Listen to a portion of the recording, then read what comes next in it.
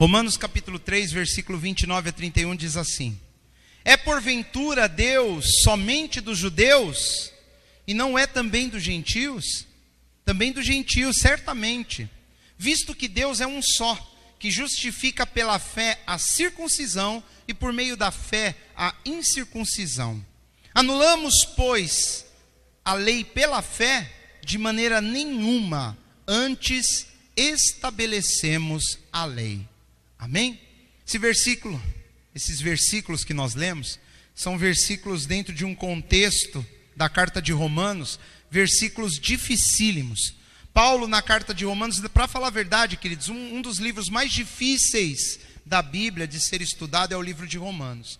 É um livro onde Paulo ele fala para uma igreja recém-convertida, uma igreja que estava se formando em Roma, na sua grande maioria por pessoas, num primeiro momento, que eram judeus que se converteram ao cristianismo, e estão entrando pessoas novas que não eram judeus. E nós temos que entender, à luz das escrituras, a diferença entre o povo judeu daquela época e quem não era judeu. Se nós não entendermos a diferença do judeu e do não judeu, fica muito difícil compreendermos certas partes das escrituras. Porque nós temos que entender que Deus ele tinha uma aliança com uma nação. Deus havia feito uma aliança, um pacto com a nação de Israel através de Abraão, lá atrás, muitos anos antes da vinda do Senhor Jesus. Deus já havia, através da vida de Abraão, feito uma aliança com a descendência dele. E Deus deu leis para essa nação, através de Moisés.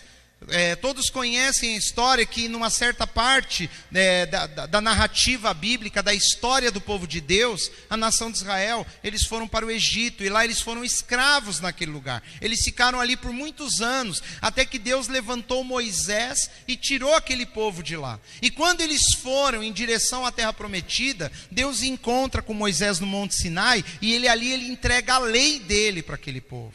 E aquele povo, desde aquele dia, aquele povo escolhido, aquela nação, o povo de Israel, o povo de Deus, eles passaram a viver pela lei de Deus. Até que vem Jesus. Jesus nasce. E Jesus ele vem e vive uma vida piedosa. Como assim piedosa? Uma vida perfeita aos olhos de Deus. Ele cumpre a lei. Ele vivencia tudo que a lei de Moisés dizia. Ele cumpre. A Bíblia diz que ele cumpriu plenamente. Não houve dolo, não houve pecado na vida dele. Jesus não errou, Jesus não tropeçou. Ele viveu exatamente aquilo que Deus havia dito na lei. Coisa que nenhum homem jamais conseguiu fazer. A lei, ela trouxe um problema. Pela lei, o homem descobre que ele é imperfeito.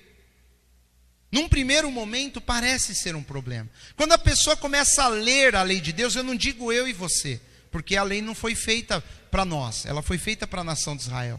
Então, quando o israelita, o descendente de Abraão, o judeu, desde criança, ele ia na sinagoga e ele aprendia a lei do Senhor, logo, assim que ele começava a ter conhecimento das coisas da vida, ele ia começar a perceber que a lei era impossível de ser cumprida.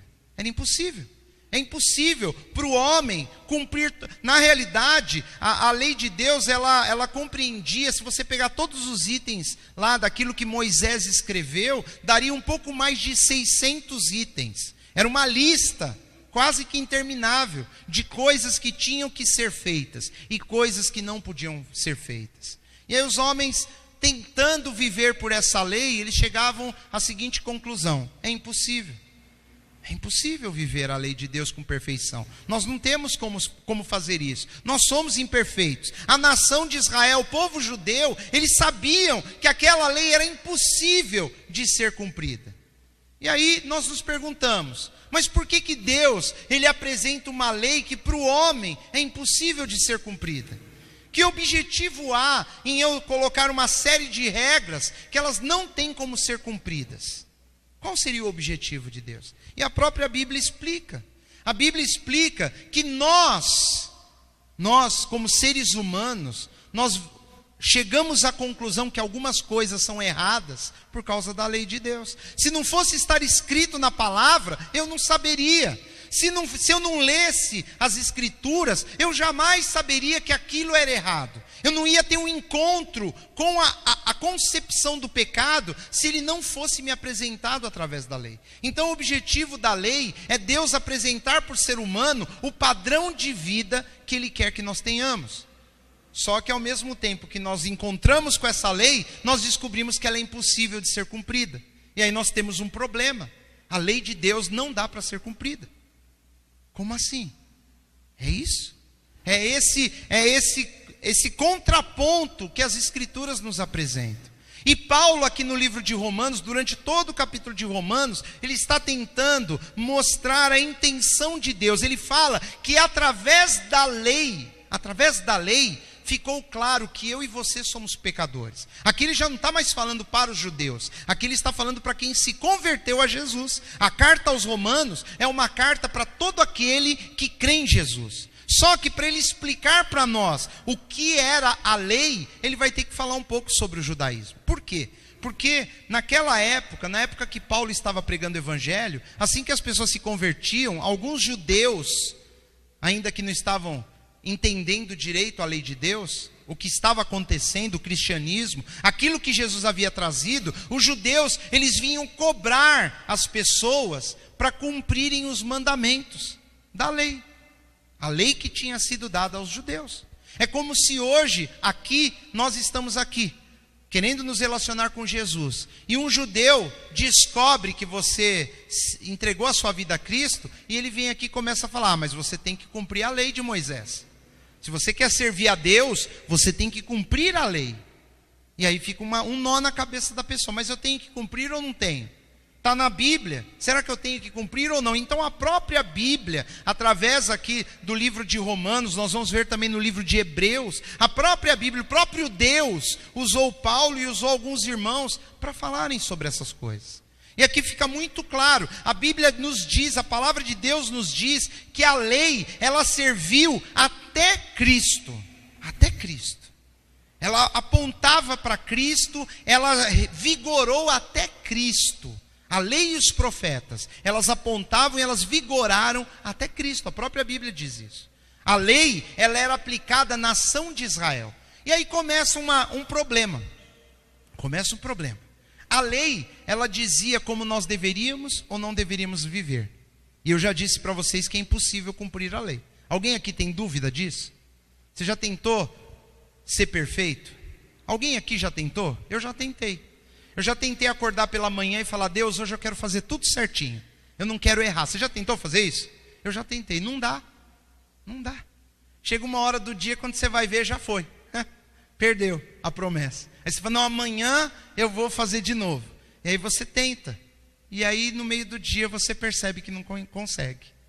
Infelizmente, no meio da multidão que diz servir a Deus, no meio dos crentes, dos cristãos, dos evangélicos, tem pessoas que vão falar: não, eu consegui passar o dia inteiro e eu não cometi nenhum erro, né? A lei serve para isso. A lei serve para quebrar a perna dessas pessoas. Quebrar a perna no sentido de fazer elas descerem do salto. Ah, hoje eu não fiz nada de errado. Está dizendo que a lei de Deus, então, o que a palavra de Deus diz é mentira. Porque Deus diz que todos erram, todos pecam. Nós erramos em pensamentos, nós erramos em atitudes. Nós erramos, sim, sempre erramos. Às vezes nós duvidamos daquilo que Deus falou, às vezes nós não cremos, de uma forma ou de outra, eu e você, nós vamos quebrar. A nossa fé, ela vai falhar em algum lugar, em algum ponto nós vamos tropeçar. É impossível para o homem se manter puro, santo e reto 100%, não dá, é impossível. A lei mostra isso. Então a lei vem para mostrar para nós que nós não somos perfeitos. É para isso que ela serve, ela é boa. Paulo diz que a lei é boa, porque através dela eu tenho um encontro com as minhas imperfeições. Eu achava que só do fato de eu não matar, eu não roubar e eu não fazer nenhum mal para ninguém, estava tudo resolvido. Quantas pessoas por aí falam, eu mesmo já falei: nunca matei, eu nunca roubei, eu não faço mal para ninguém, eu vou para o céu. E aí vem a lei e você começa a ler, você começa a ver lá as coisas, você fala: calma aí, mas esse item aqui eu já estou vendo que eu falhei. A lei, ela começa a mostrar para mim e para você que nós não somos aquilo que nós achávamos que éramos. Deus, ele tem um padrão. Deus, ele tem uma métrica aonde ele vai medir todas as coisas, e a métrica é ele próprio. Ele próprio. Deus, ele quer que para a pessoa que seja justificada 100%, ela tem que ser igual a ele. E isso é impossível. Impossível até Cristo. A lei mostra até Cristo que isso era impossível de se alcançar. E aqui no versículo 29, Paulo fala assim: é porventura Deus somente dos judeus? É uma pergunta. Obviamente é uma pergunta retórica, ele já sabe a resposta. Você é judeu? Nós somos. Não. Deus é só dos judeus? Não, ele é nosso também, não é? É isso que Paulo está perguntando. Deus é só dos judeus? Já naquela época, há 2000 anos atrás, Paulo já perguntou para a igreja de Roma, aquela igreja que ele havia começado naquele lugar. Ele perguntou: Deus é só dos judeus? E quem lê isso fala: não, Deus também é nosso. E não é também dos gentios? É o que nós somos. O que é um gentio? É alguém que não é judeu. O mundo, espiritualmente falando e segundo a Bíblia, só é dividido em dois tipos de pessoas: judeus e gentios. Quem é judeu e quem não é judeu. Gentio significa não é judeu. E é o nosso caso. Ele está falando: não é também dos gentios? Também dos gentios, certamente. Paulo está falando: Deus é nosso. Só que a lei era para os judeus. A lei nunca foi para os gentios, nunca. Quando os homens começaram a se converter naquela época, houve uma confusão. Paulo começou a pregar o evangelho e as pessoas começaram a aceitar Cristo, como hoje ainda acontece. As pessoas começaram a entregar suas vidas a Cristo. Mas começou uma confusão, porque os judeus que eram convertidos, eles começaram a se questionar: caramba, nós passamos a vida inteira guardando a lei de Moisés, agora chega essa turma toda, essa turma que nós amamos, essas pessoas que não são da linhagem de Israel, que não são judeus, e eles não vão guardar a lei? Que coisa estranha é essa? É esquisito, e eles queriam cobrar, e as pessoas que estavam chegando, que não eram judeus, eles se sentiam incomodados também. Por isso que Paulo escreve essa carta. As pessoas não sabiam: mas e aí, o que eu faço? O que eu não faço? E aí foi feito um concílio em Jerusalém. Nós vemos isso lá no livro de Atos dos Apóstolos. Lá no livro de Atos, eles se reúnem e eles decidem o que nós vamos falar para o povo novo, para os gentios que estão se convertendo. Qual vai ser a lei para eles? E eles falam 4 itens, só 4. Toda aquela lei de Moisés em 613, ele fala: toda a lei para essa turma nova se resume em 4 itens. Primeiro, evitar o quê? A fornicação. Segundo, a idolatria. O que é fornicação? É o relacionamento entre homem e mulher que não sejam casados, não são marido e mulher. Ele falou: ó, gentio não pode fazer isso, nem judeu, lógico. Mas é uma coisa importante que não pode deixar para lá. O relacionamento entre homem e mulher tem que ser dentro do matrimônio. É o primeiro. Segundo, a idolatria. Outros deuses. Adorar imagens e fazer exatamente aquilo que diz lá no mandamento: não farás para ti imagem de escultura, não as adorará, não prestará culto, não se curvará diante delas, porque eu sou o Deus zeloso. Enfim, ele falou: guarda isso também. Não é porque é gentil que está chegando agora que pode ser idólatra. Não, não pode ser fornicador nem idólatra. E se guarda daquilo que é sufocado, que era uma forma de matar os animais, e do sangue. Não comer sangue, era o que eles falavam. 4 coisas, você pode ver lá no livro de Atos, em 2 passagens bíblicas. Eles foram perguntar: mas aí, o que a gente ensina para essa turma? Fora as cartas de Paulo, são 4 itens do Antigo Testamento que vai para o Novo: fornicação, idolatria, sufocado e o sangue. E aí você fala: e o resto? Eu posso fazer tudo? Paulo diz: tudo me é lícito, mas nem tudo convém. Eu posso todas as coisas, mas não posso me deixar dominar por nenhuma delas. A lei de Moisés, ela ficou para trás. Os preceitos morais da lei, eles foram reafirmados por Jesus, e eles são reafirmados por Paulo nas cartas. Mas não é mais uma questão de eu viver a lei para ser aprovado pela lei. Por quê? Porque a lei, ela só serve para nos mostrar que nós somos pecadores. Jesus, numa certa passagem, ele fala assim: sem mim nada podeis fazer. Eu e você não podemos fazer nada sem Jesus, não dá, é impossível. Até fazermos o bem. E aí a nossa vida espiritual, ela muda de foco, ela muda de conotação. Eu não preciso mais me preocupar em cumprir regras para agradar a Deus. Não é assim mais que funciona. Os judeus faziam isso. Eles sabiam que para agradar a Deus, eles tinham que cumprir regras, eles tinham que fazer festas, eles tinham que fazer um monte de coisa. É muito comum nós vermos, até hoje em dia, tem pessoas que fazem promessas. Você já viu a pessoa fazer promessa? Um exemplo de promessa: a pessoa está lá com um tumor, e ela vai e fala assim, olha, se esse tumor, e ela procura lá uma entidade espiritual, né? Porque nós não fazemos promessa para Deus, viu, querido? Deus não é para a gente fazer promessa para Ele, a Bíblia não ensina isso, né? Mas a pessoa procura lá uma entidade espiritual qualquer e fala, olha, se eu curar dessa doença, se eu curar dessa enfermidade, eu vou lá naquele lugar que tem uma escadaria gigante, eu vou subir aquela escada de joelho.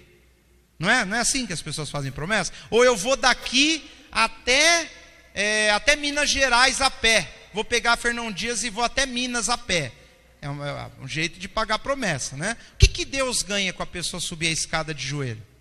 O que Deus ganha com a pessoa andar daqui no Japão, nadando? Ela vai nadando até o Japão, no mar. Não ganha nada.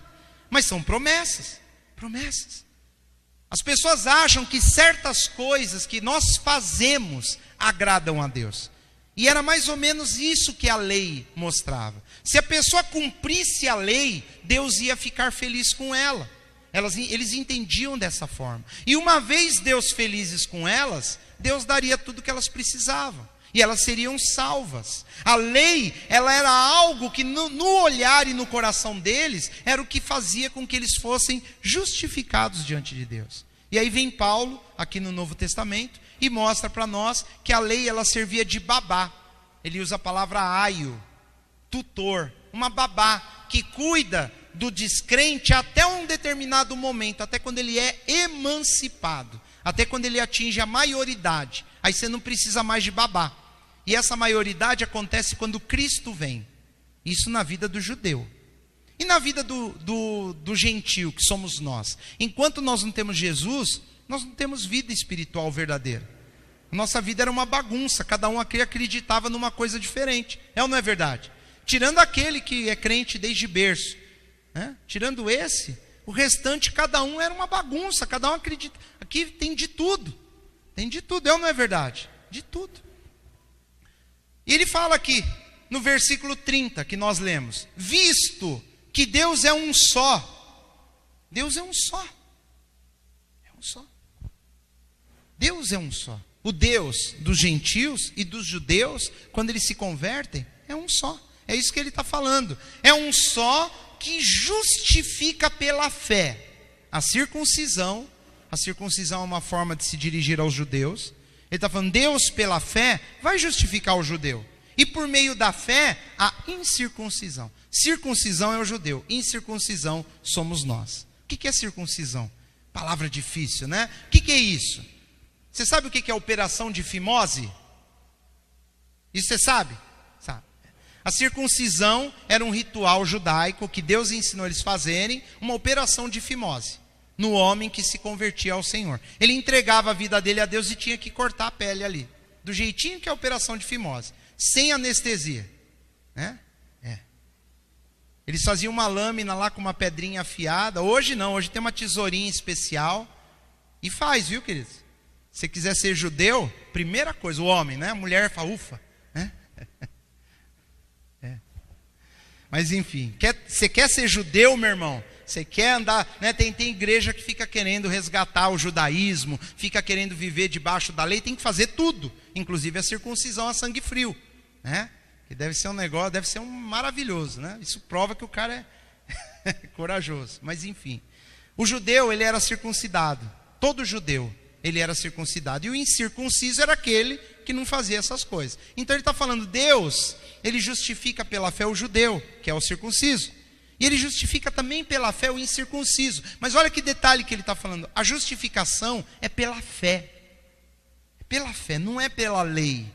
Não é por guardarmos a lei, não é por vivermos os rituais, não é porque você é bonzinho, não é porque você nunca matou, nunca roubou. Na realidade, Jesus ele derruba isso logo nos primeiros discursos dele. Ele fala assim: vocês dizem, né? Nunca matei ninguém, mas eu digo, e é Jesus falando, ele fala: só de você falar mal de alguém, só de você abrir a boca e xingar uma pessoa de bobão, você já matou ela no seu coração. Para Deus já foi um assassinato. Então nunca mais fala que você não matou ninguém, porque segundo Jesus você é assassino. Duvido que alguém aqui não xingou alguém. Duvido. Às vezes é até algo pior. Não palavrão, viu que? Né? Palavrão aí já entra no outro departamento aqui da palavra. Mas xingar as pessoas. Jesus falou para nós não fazermos isso. Que isso é. Então a pessoa bate no peito: nunca matei ninguém. Mas Jesus disse: matou sim. Matou. Você vive xingando as pessoas, vive falando mal dos outros, você é assassino. Aos olhos de Deus, o homem não vai te considerar assassino, mas Deus considera. E pela lei de Moisés você já está condenado. Mas eu nunca roubei. Roubou sim. Jesus vai mostrar também nas escrituras que você roubou. A Bíblia fala para não cobiçar. Não cobiçar a mulher do próximo, o boi do próximo, a casa do próximo. Pode ver que está escrito lá. As pessoas só falam da mulher do próximo. Mas está falando para não cobiçar nada. Toda vez que você olha, fala: caramba, aquela invejinha, você já roubou ela no seu coração. Então não fala: então o que me sobra? Eu faço bem para todo mundo. Mentira!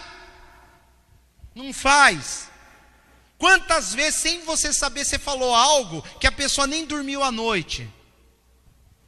Quantas vezes? E você foi dormir lá achando que estava tudo bem. E você fez mal para a pessoa sem saber. Você sabia? Já fizeram isso com você? Você já esteve numa roda de amigos e a pessoa falou um negócio que te feriu lá no fundo da alma e ninguém percebeu? E você foi para casa triste? Isso já aconteceu? Ou foi só comigo? Pois é. Você já fez isso também com outras pessoas. É que você não sabe. Bate no peito: eu nunca fiz mal para ninguém. Fez sim, meu irmão. Pode ter certeza. Você já foi o motivo de alguém ir chorando para casa, alguém não conseguir dormir à noite. Pode ter certeza. E aí não sobra nada. Mas eu quero o bem de todo mundo. Não quer não, meu irmão. Se você vê que quem aqui quer o bem do senhor que foi condenado ontem lá em segunda instância no TRE 4? Alguém quer o bem dele aqui? Levanta a mão para eu ver. Aí, tá vendo? Você não quer o bem de todo mundo. Já mentiu. E a mentira fala que é de quem? Você não quer o bem de todo... não, calma aí, eu quero o bem só de quem merece. Então, querido, não tem nada a ver com Jesus. Jesus não faz acepção de pessoas, nem Deus. E agora, o que sobrou para nós? Isso eu só falei 4 itens. Vamos falar mais ou não precisa? Jesus fala lá: está escrito na lei, não adulterarás. Na lei. Só que eu digo que só de você olhar com uma intenção um pouquinho impura para alguém, você já adulterou com ela. Não, mas eu nem relei. Mas os seus olhos você já é adúltero. Para Deus, não importa o que você acha ou não. Para Deus você já adulterou, meu irmão. Você é adúltero também. É isso que a lei diz. E não sobra nada. Aí eu olho para mim e falo: miserável homem que sou, como Paulo diz. Quem me livrará do corpo dessa morte? Eu sou assassino, eu sou maldizente, olha só. Eu sou adúltero. O que mais que eu sou, que eu falei aqui? Mentiroso, porque eu falei que eu quero o bem de todo mundo. Não sobra nada. E aí vem Paulo dizendo: anulamos, pois, a lei pela fé? Nós temos que anular a lei por causa da fé, porque ele diz que a fé é o que faz tanto o judeu quanto o gentio ser salvo. Nós somos salvos pela fé, não pela lei. A lei só mostra para eu e você que nós não somos a maravilha que nós achávamos que éramos. Eu achava que eu era uma bênção. E a lei me mostrou que eu não sou. Jesus me mostrou que eu não sou, que eu estou longe de alguém perfeito. Porque perfeito é Ele, somente Ele. E aí eu fico assim: puxa, ao invés de eu ficar feliz, eu fico triste. Porque a lei me revela quem de verdade eu sou aos olhos de Deus. As pessoas podem tudo gostar de nós, mas como que Deus nos olha? A lei serve para isso. Serve para mostrar para mim e para você como que Deus nos vê lá do céu. Mas sabe o que é interessante? Deus nos ama. Deus tem amor por mim e por você. E aqui ele fala: vocês não vão ser jamais justificados pela lei, porque a lei só serve para mostrar que vocês não valem nada. Vocês, nós, né? Eu também. A lei está falando para nós, ó, nós não valemos nada pela lei, mas para Deus nós valemos. Então Deus criou um plano. Deus, ele entrou na terra, ele veio em forma de homem, ele se tornou homem, e ele falou, eu vou cumprir a minha lei, eu vou fazer o que ninguém consegue, eu vou cumprir de risca, de ponta a ponta. E a Bíblia diz que Jesus viveu aquele, ele não tropeçou em nada na lei. Então Jesus nunca xingou ninguém dentro do coração dele, de uma forma. Aí você fala, mas ele xingou o fariseu de hipócrita, e era uma verdade. Ali não foi um xingamento gratuito. Não, o fariseu estava fazendo uma coisa e mostrando, ele foi hipócrita, raça de víboras, falsos. Aí era um julgamento, e ele falou na cara deles. Ele estava falando com eles. Vocês estão entendendo a diferença? A pessoa está passando e você chega para o irmão e fala, esse aí, ó, cachaceiro. Tá falando mal do irmão. Não foi isso que Jesus fez.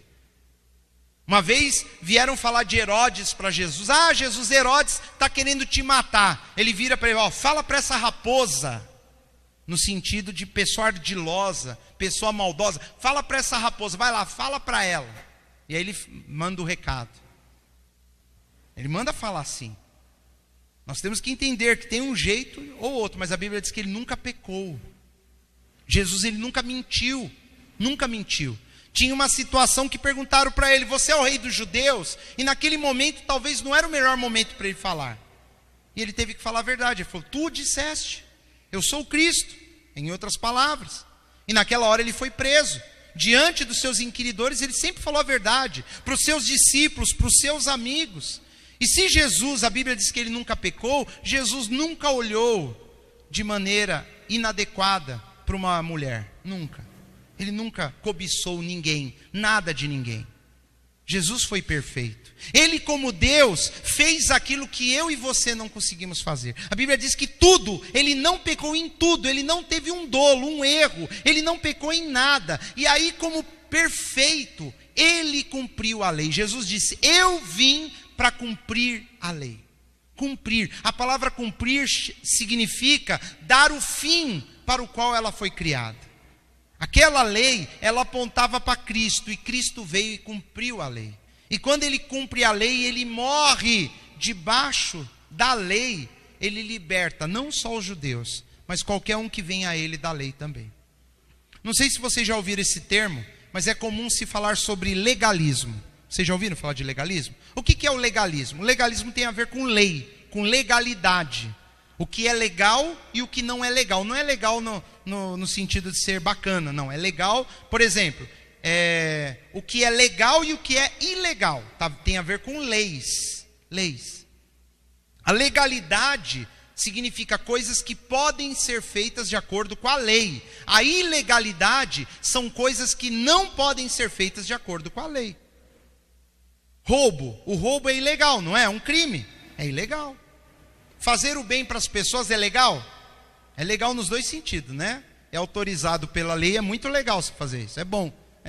Enfim, desculpa o trocadilho, mas é legal, muito legal. A legalidade é o que pode ser feito, segundo a lei. A ilegalidade é o que é proibido ser feito de acordo com a lei. E o que é o legalismo? O legalismo é quando a pessoa, ela quer impor na vida de uma outra pessoa, e no caso que eu estou falando no âmbito religioso, quando a igreja, quando os pastores, quando as lideranças querem impor para a vida das pessoas uma lei que nem Cristo mais impõe. Uma lei que foi abolida, que foi cumprida, se bem que Paulo diz aqui, anulamos, pois, a lei pela fé? Não, ele está falando, não, de maneira nenhuma, antes estabelecemos a lei, antes confirmamos, a lei é boa. Paulo vai falar, a lei é boa, a lei vai mostrar que eu e você somos falhos, mas nós não vivemos mais por leis bíblicas, por leis religiosas, não. O problema está, onde está o nosso coração hoje? O que aconteceu com a morte e ressurreição de Cristo? Houve uma revelação do amor de Deus por nós. E hoje nós somos considerados como filhos de Deus, eu e você. Nós não somos mais como os judeus eram, eles estavam debaixo de uma escravidão da lei, eles estavam debaixo de uma servidão da lei, eles eram servos de Deus debaixo da lei de Moisés. Eu e você, nós estamos hoje colocados como filhos de Deus, através da adoção que foi feita pelo sangue do Senhor Jesus. Somos filhos. O filho, todo mundo aqui é filho, todo mundo, é certeza, né? Nem todos aqui são pais e mães, mas todos são filhos. E você como filho, por mais que seu pai fosse um generalzão, sua mãe fosse uma generalzona lá, aquele pessoal que impõe a regra, a lei dentro do lar, ela é mais ou menos, não é, queridos? Não é mais ou menos? Tem uma lei, olha, né? Às vezes fala assim, quem sujou vai limpar. O filho dá risada, às vezes. Tá bom. Daqui a pouco chega lá, tá tudo sujo, não é assim? Ele limpou? Não. Ele vai para a cadeia por isso? Não. Você vai dar 12 chibatadas no filho? Merece, né? Mas não vai. Só de falar merece, já posso ser a turma aí os comunistas de plantão já vão falar que eu estou defendendo a palmada, né? Enfim, como que fala? Disciplinar com violência, né? Eu não estou falando disso não, estou falando que merece, não estou falando para fazer não, né? Os filhos dentro do lar, eles olham para o pai e para a mãe, é meu pai, é minha mãe, é assim. Por mais que eles ficam bravos, faz cara de bravo, de vez em quando dá uma chinelada, põe de castigo, é pai e mãe, tem amor envolvido, tem ou não tem? Tem. E o filho sabe. Deus é assim, Deus é amor. Deus é amor. Ele quer que eu e você o sirvamos, não pela servidão de uma lei, Ele quer que seja por amor. Ele quer que eu e você olhemos para Deus, olhemos para Jesus, e no nosso coração exista tanto amor pelo que Ele fez por nós, que nós queremos retribuir de alguma forma. Geralmente os filhos, quando começam a chegar numa certa idade, começam a entender o que é a vida, e cai a ficha. A hora que cai a ficha, eles querem começar a retribuir os pais. Alguns vão demorar muitos anos. Alguns vão entender isso lá com 30, 40, mas alguns cai a ficha mais cedo. Eu não sei com você quando aconteceu isso. Mas a hora que você entende a vida, você começa a valorizar o pai e a mãe. E aí você quer fazer tudo de bom para eles, é ou não é verdade? Não existe uma lei que te obrigue a você querer bem os seus pais. Não, é algo do coração. É algo que o pai e a mãe vai plantando na vida do filho, ano após ano, mês após mês, e um dia cai a ficha, e um dia ele lá fora, ele vê que o melhor lugar do mundo para estar é perto do pai e da mãe. Às vezes vai descobrir isso já com 50 anos de idade, ou quando eles já se foram. Mas um dia a ficha cai. E o que Deus ele faz na minha e na sua vida, meu querido, é um papel de pai. Ele começa a derramar o amor dele, ele começa a fazer coisas que nós não merecemos, ainda no começo da nossa caminhada cristã. Quando nós não sabemos nada, quando nós fazemos um monte de besteira, quando nós falamos um monte de coisa que não deveríamos, quando nós tropeçamos, quando nós não somos tão honestos, quando nós falamos mal dos irmãos, quando ainda nós estamos com a vida cheia de mentira, quando ainda nós estamos vivendo na impureza, Deus mesmo assim, Ele continua derramando o amor dele sobre a nossa vida, porque Ele é um pai que nos ama, e a esperança do Senhor é que um dia esse amor derramado sobre a nossa vida produz em nós um reconhecimento, e esse reconhecimento faça que de repente brote no nosso coração um desejo de servirmos a Deus, e aí a gente vai procurar na lei dele o que Ele gosta, para tentar agradar o que Ele quer fazer. Vocês estão entendendo? Já no meu objetivo não é mais seguir uma regra, porque se eu quebrar a regra número 37, eu vou para o inferno. Ah, não, eu não posso quebrar. Não, não é mais isso. É que eu descobri que eu tenho um Deus tão amoroso, um Deus tão precioso, que cuida de mim, que derrama sobre a minha vida coisas que eu nunca mereci, eu nunca vou merecer. E aí eu vou procurar na lei do Senhor o que o agrada, e eu quero dar um presente para Deus com a minha vida. Vocês estão entendendo a diferença? É totalmente diferente, é um novo conceito, é uma nova forma de enxergarmos, inclusive o cristianismo, que é isso que a Bíblia está nos mostrando, que Deus Ele te ama, Ele der o melhor para você e você não merece, queridos. Não é porque você acha que nunca matou, roubou e faz o bem para todo mundo e já viu que não é verdade. Não é por isso. Não é pelos seus belos olhos que Deus vai te abençoar. Não é, meu irmão. É porque Ele te ama. Você é alvo do amor do Senhor. Você é importante para Ele. Ele está disposto a esperar, como um pai e uma mãe esperam o filho cair a ficha, entender que tudo que eles fizeram por Ele foi por amor. É isso que Deus quer que você entenda. Deus, Ele quer que nós venhamos a compreender o quanto Ele está disposto, o preço que Ele pagou para ter a gente por perto. E aí, a hora que eu começo a entender, eu falo, poxa Deus, eu não quero mais fazer isso aqui, eu não quero mais viver assim. Por quê? Porque Deus me amou primeiro. A Bíblia fala que o Senhor nos amou primeiro, quando ainda éramos pecadores. Infelizmente ainda tem gente que acha que ela é tão maravilhosa, que Deus está correndo atrás dela igual um desesperado, né? E não é isso. Deus, Ele nos ama com todas as nossas falhas, com todos os nossos erros. Só que o amor dele é tão grande que quando você começa a compreender esse amor, você fala, eu não posso mais viver assim. Eu não posso. Deus não merece, pelo que Ele fez por mim. Eu não posso mais continuar com essa área da minha vida entregue às moscas do jeito que está. Eu não posso continuar mais cultivando esse pecadinho aqui no meu jardim. Eu não posso mais. Porque o que Deus fez por mim, Ele é magnífico, Ele é maravilhoso, Ele me amou. Eu não posso mais ter essas coisas no meu coração. Eu não posso mais pensar dessa forma. Mas é algo, querido, que não é alguém que vai falar que você não pode. Não é nem Deus que vai falar que você não deve. É você. A Bíblia fala que o amor de Cristo nos constrange. Quando você entender o amor que Deus tem por você, você vai ficar constrangido na presença dele. Mas não é um constrangimento ruim, é um constrangimento bom. Você amadureceu. O dia que você amadurecer espiritualmente, você vai começar a entender quem é o seu pai. E o seu pai é alguém maravilhoso que tem tido paciência conosco. Ele nos ama a ponto de suportar os nossos piores pecados, esperando que a gente caia em si, que nós venhamos a transformar a nossa forma de andar. Deus quer fazer isso na nossa vida, mas Ele quer, meu irmão, Ele quer que o amor dEle te convença a querer fazer essas coisas. É totalmente diferente.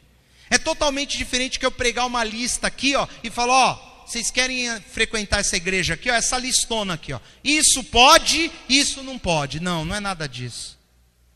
A minha função aqui nesse lugar é compartilhar com vocês o quanto Deus te ama, para que você decida se você quer seguir esse Deus ou não, para que você decida se você quer mudar o seu coração ou não, se você quer deixar Deus trabalhar na tua vida ou não. É uma decisão sua, e essa decisão não é imposta, não é uma pressão, não. Eu só quero te apresentar o amor de Deus, quem é o Senhor, o quanto Ele te ama, o quanto Ele quer te abençoar. E aí, com certeza, se você abrir o seu coração para esse amor vai te constranger. E daqui a um tempo, você vai falar, eu não posso mais viver assim. É impossível, é incompatível. É a mesma coisa. Vamos supor que um senhor, ele é um juiz respeitado, Sérgio Moro. Vocês creem que Sérgio Moro é respeitado? Eu respeito ele. Tenho muito respeito e oro pela vida dele. Inclusive, segundo dizem, ele é um homem que crê no Senhor Jesus. Só não respeita a autoridade juiz quem é bandido. Quem é bandido não respeita. Mas quem é do bem, respeita. E ele é respeitado. É como se o Sérgio Moro tivesse um filho que por uma imaturidade está fazendo coisa errada. E alguém olha para ele e fala, meu, seu pai é o Sérgio Moro. Ele está saneando a corrupção no país, ele está mexendo com gente graúda, e você fazendo isso dentro da casa dele. Vocês estão entendendo? Vocês são filhos de Deus, queridos. Olha por onde vocês têm andado. Olha o que vocês têm feito. Vocês representam o seu pai nessa terra. Vocês estão entendendo? Vocês não são filhos do Sérgio Moro. Vocês são filhos de Deus. Isso tem um peso que muitas vezes nós não paramos para pensar. Calma aí, eu sou filho de Deus e eu faço isso. Eu não posso fazer isso. O meu pai não faz essas coisas. Meu pai é o criador de todo o universo, dos céus e da terra. Eu não posso ser isso. Vocês estão entendendo? Só se você não quer ser filho dele. Mas a Bíblia diz que todos os que creram no nome de Jesus, Deus os tornou em filho. Você crê que você é filho do Senhor? Eu creio. E não são todos. A Bíblia diz que foram aqueles que o receberam. Nessa noite, o que eu quero que Deus faça na minha e na sua vida é a revelação do amor do Senhor. Para que nós venhamos aprender o seguinte: a lei, ela continua aí. Mas eu não preciso ter medo da lei. Eu quero viver para Deus por amor. E vivendo por amor, eu não preciso nem saber direito o que está lá na lei. Porque não faz diferença. Por amor, eu vou amar meu próximo. Se eu amo verdadeiramente a Deus, eu vou amar meu próximo.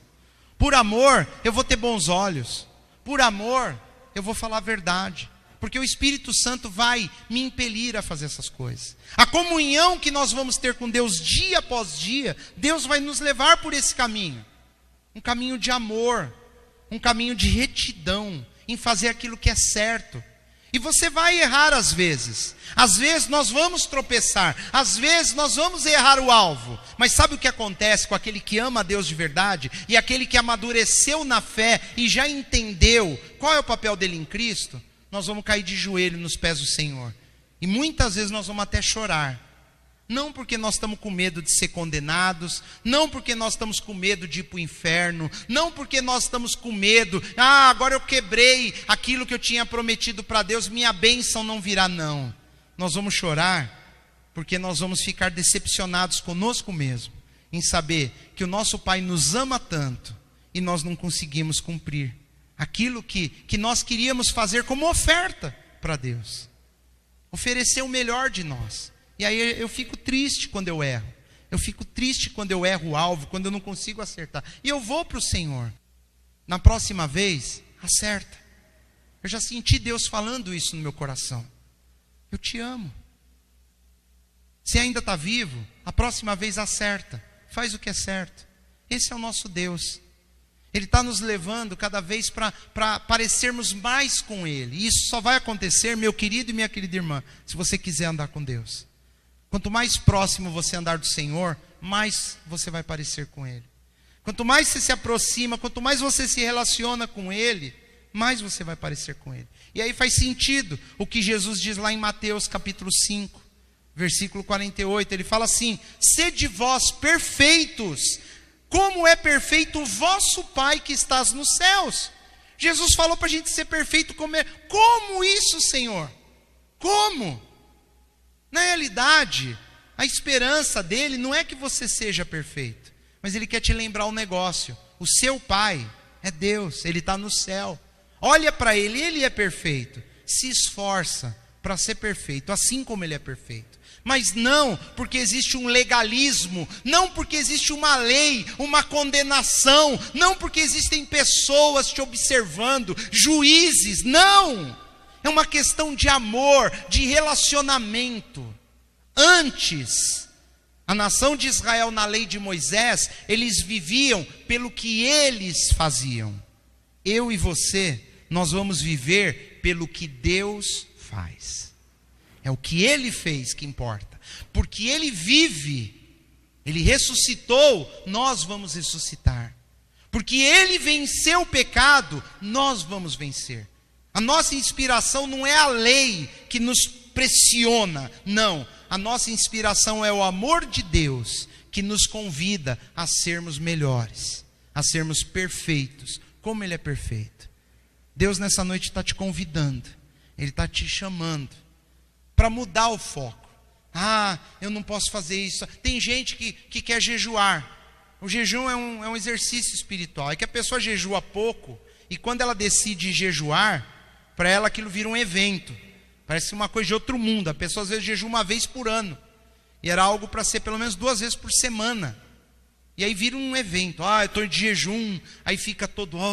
Aí esqueceu comer um negócio. Eu acho que vai morrer, vai cair um raio na cabeça. Deus virou a cara para ela. Não, querido, não. Nós vivemos na época que a gente diz a dispensação da graça. e não da lei. A lei, se você quebrasse algo que você tinha dito para Deus, você estava perdido. Na lei era assim. Mas na graça, você jejua por amor. Se esqueceu, você chega para o seu pai e fala: ó, Senhor, eu tinha dito que eu ia jejuar tantas horas. Eu esqueci, comi uma banana. Eu vi uma banana prata lá na fruteira, eu não resisto. Comi, e eu estava em jejum. E agora? Acabou? Ixi, eu perdi tudo, minha bênção, minha unção. Não. Isso não é graça, isso é legalismo. A graça diz o seguinte: Senhor, vou começar de novo. A banana estava uma delícia, glória a Deus. Vou começar de novo. Mas era 6 horas, aí quebrou, tem que fazer mais 6 horas. Para, isso é legalismo, meu irmão. Você vai jejuar o quanto que você quer jejuar. Mas eu quero pouquinho. Será que Deus vai se agradar?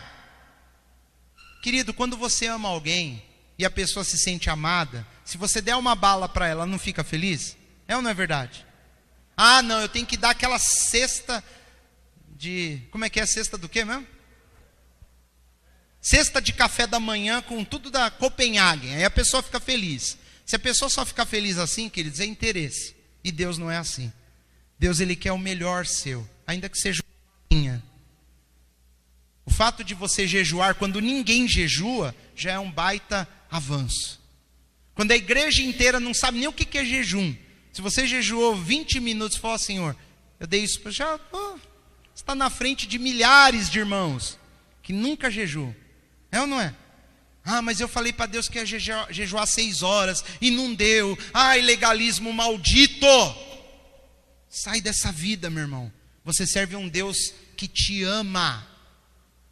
Não é porque Ele ama que você vai fazer o que você bem entende. Não, é por amor. Deus merece o melhor da sua vida. Mas quem vai decidir dar o melhor é você. Quem vai dizer o quanto vai se doar é você. Sou eu, é você. Eu não vou dizer o quanto você vai fazer. Você não vai dizer o quanto eu vou fazer. Cada um vai falar de si próprio. E aí é leve. Jesus falou: aprendei de mim, que sou manso e humilde de coração, e o meu fardo é leve. Quando ele disse isso, o que eu ponho no seu ombro para você carregar, que era o que os judeus consideravam a lei era um fardo. Ele fala: o meu fardo é leve. O fardo de Jesus é leve, queridos. Ele praticamente não pesa nada. Nada. É amor.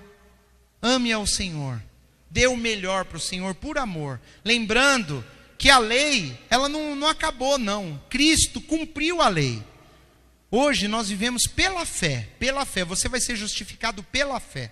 O que vai acontecer é o seguinte: quando eu vejo uma pessoa que ela não quer mudar de vida, o que isso mostra para mim ou para Deus? Significa que ela ainda não teve o encontro verdadeiro com o Senhor.